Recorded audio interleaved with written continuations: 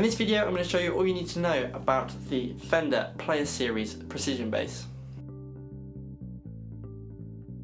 Hey guys, I'm Tyler, thank you for tuning back into the channel once again. First of all, this video is in collaboration with Guitar Centre Langley here in the UK, which is nothing to do with the American brand Guitar Centre. And this bass is from their stock, so if you want to purchase this bass or you like what you see, you can check out this bass on their website. I will leave a link to it in the description, and I will also leave a link to their website in general. They stock a load of Fender stuff and they always have a good range of basses in, so if you want to check something out there, you can do that at that link. Again, it will be in the description. So in this video I'm going to show you all you need to know about the Player Series Precision Bass. This is the made in Mexico bass and replaces the old Mexican standard precision bass from a few years ago now. They've been doing these for a while.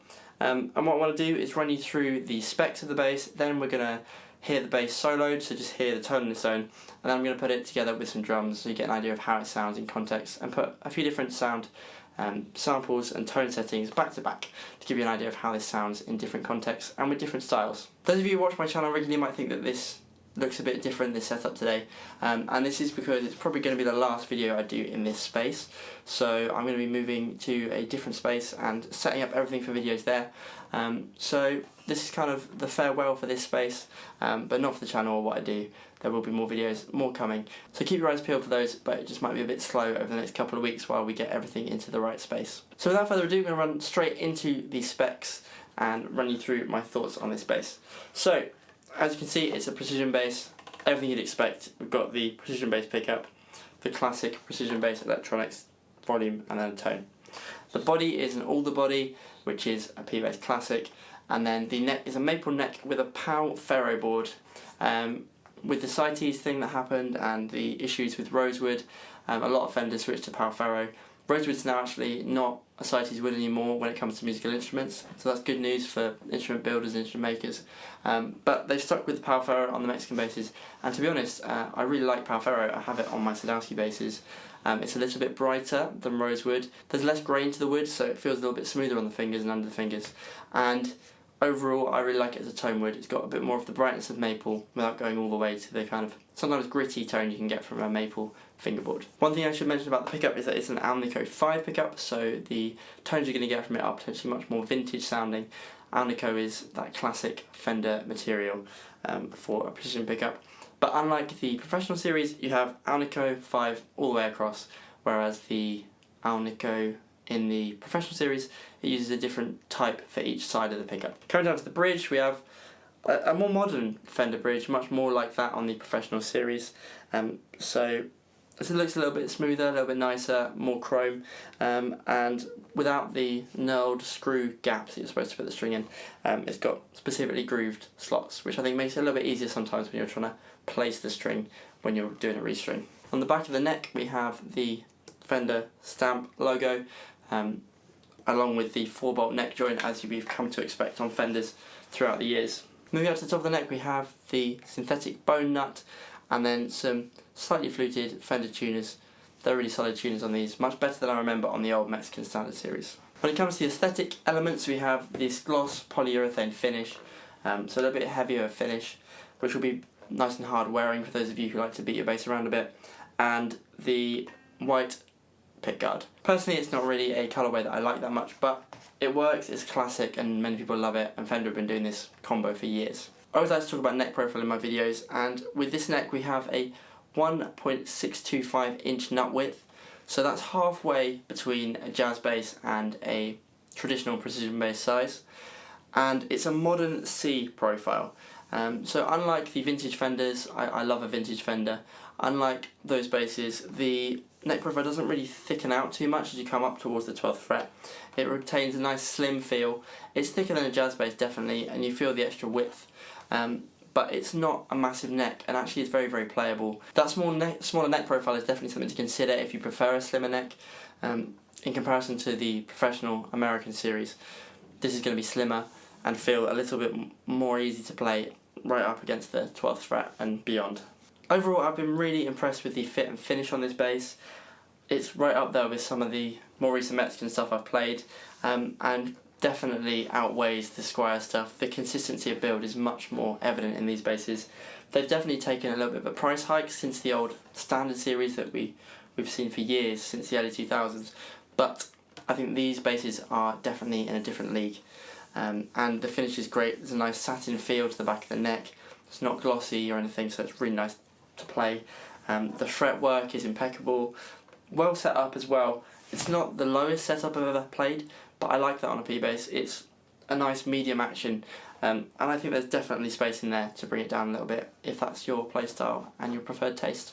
When it comes to weight, this bass is right around the 4 kilogram mark. At this point, I'm just going to run you through some of the solo tones from this bass. So this is the bass with the tone on full and the volume on full as well.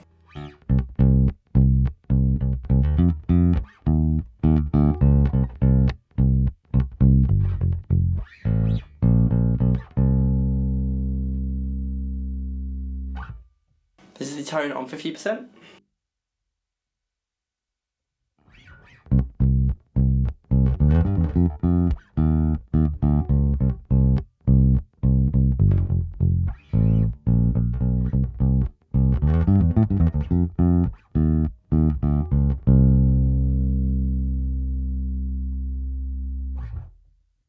And this is the tone rolled all the way off.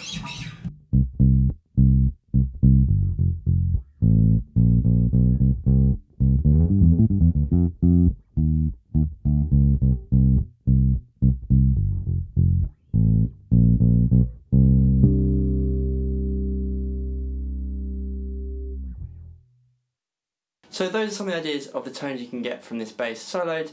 Now I'm going to put the bass head to head, different settings, fingerstyle, pick style and slap style, along with some drums, and you can hear the variation as you change the tone control between the three. Don't forget to let me know which your favourite tone is in the comments below, and if you're liking this video so far, don't forget to hit that like button and subscribe.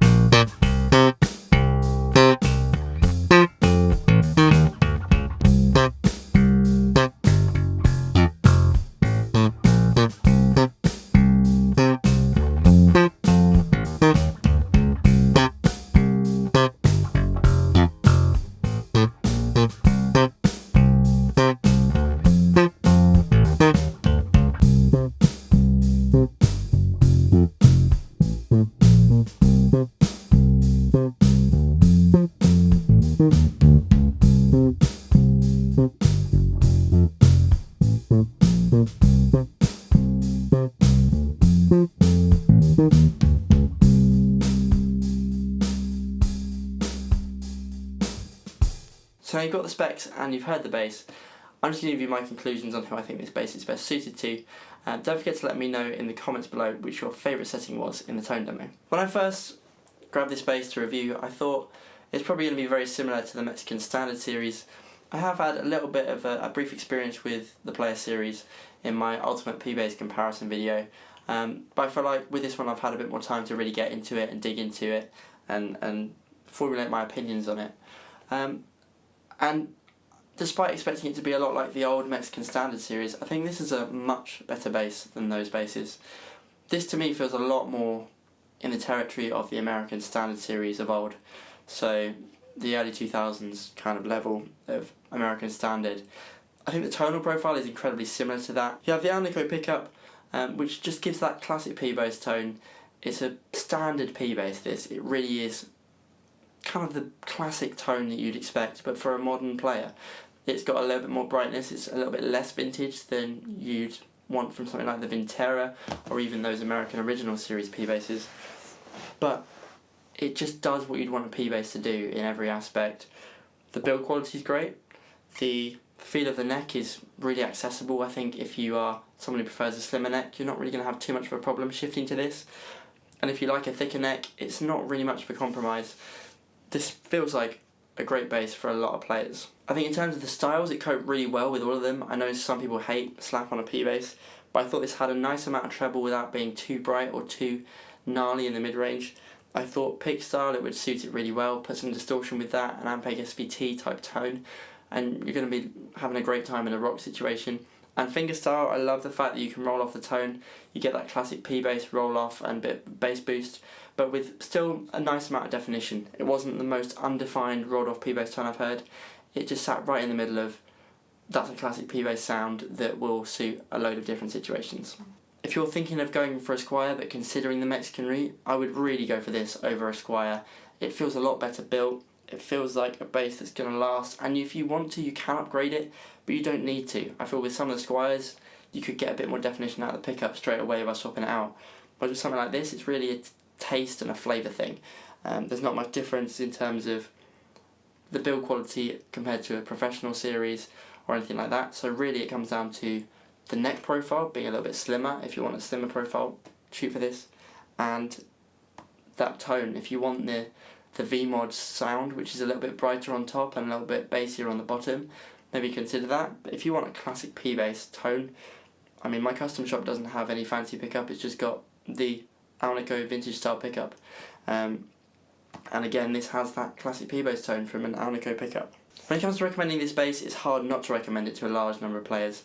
The only people I wouldn't recommend it to are people that want a super bright bass, or people that want a very vintage style P-bass.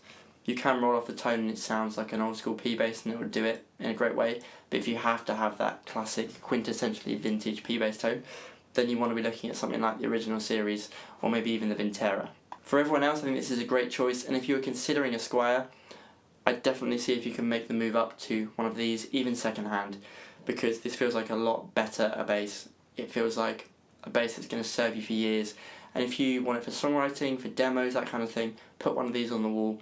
You're going to have a bass that, no matter when you come to it, it's going to do the job, it's going to sit in the mix perfectly. Pop that Ampeg B15 or SVT sim on it, and you have an absolute bass classic just sat on your wall ready to go. Overall, I've been thoroughly impressed by the Player Series Precision Bass. It's right up there with the old American Standard basses, and it's definitely a different flavour to what we're getting in the Professional Series. So even if you're considering those, check this out and make sure you formulate your opinions, get one in your hands and see what you think.